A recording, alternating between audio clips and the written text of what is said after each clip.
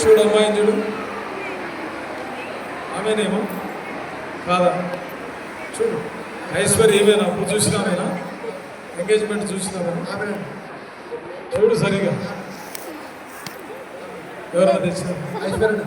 ఐశ్వర్య గుర్తుందా? Right, okay.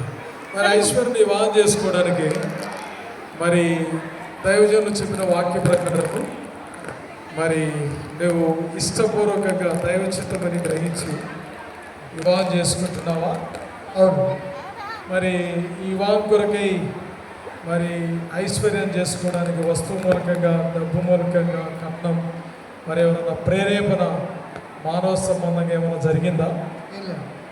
నువ్వు ప్రేమించి ఇష్టపూర్వకంగా చేసుకుంటున్నావా? అవును. ఓకే. ఐశ్వర్యకి ఆయన పేరేం పేరు?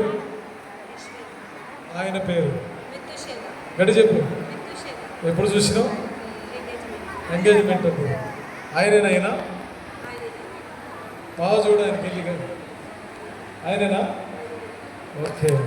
మరి మెతుషేలను ప్రేమించడానికి దైవజనుల చేత చెప్పని వాక్య ప్రకారం నువ్వు ఇష్టపూర్వకంగా చేసుకోగలుగుతున్నావా? ఓకేనా? ఎవరన్నా ప్రేరేపణ ఉందా? మెతుషేలు ఏమన్నా ఇచ్చారా? Right, okay. ఇప్పుడు మీరిద్దరు మోకరించాలి. మరి మీ ఇష్టం దైవ చిత్తారో తెలియజేసిన విధానం బట్టి ఇప్పుడు మీరు వాక్యం ఇంటూ వచ్చినారు. వాక్యానుసారంగా ఆరాధన చేయాలి. ఓకేనా? ఫస్ట్ మెతుషేల వర్షిప్ చేస్తారు.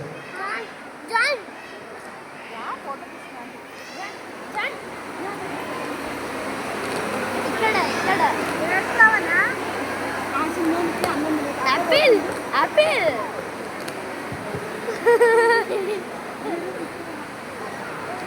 కృపామ పక్షం నా తండ్రి, భూమి ఆకాశ సృష్టి నా దేవ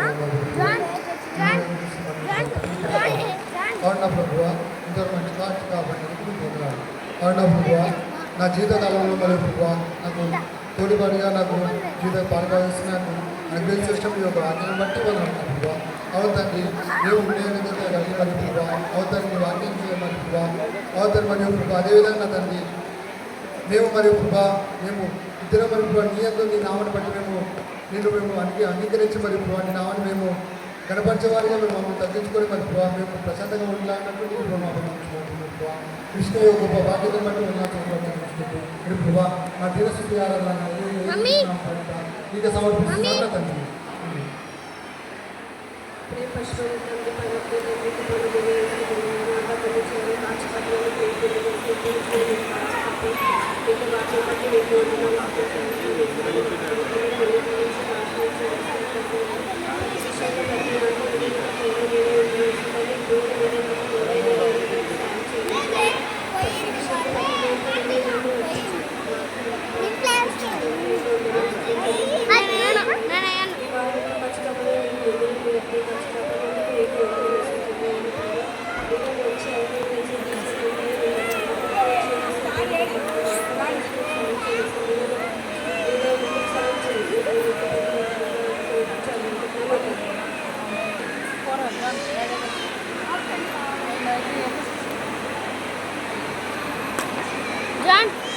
దయచేసి ఇప్పుడు పెళ్లి కుమారుడు పెళ్లి కుమారుడు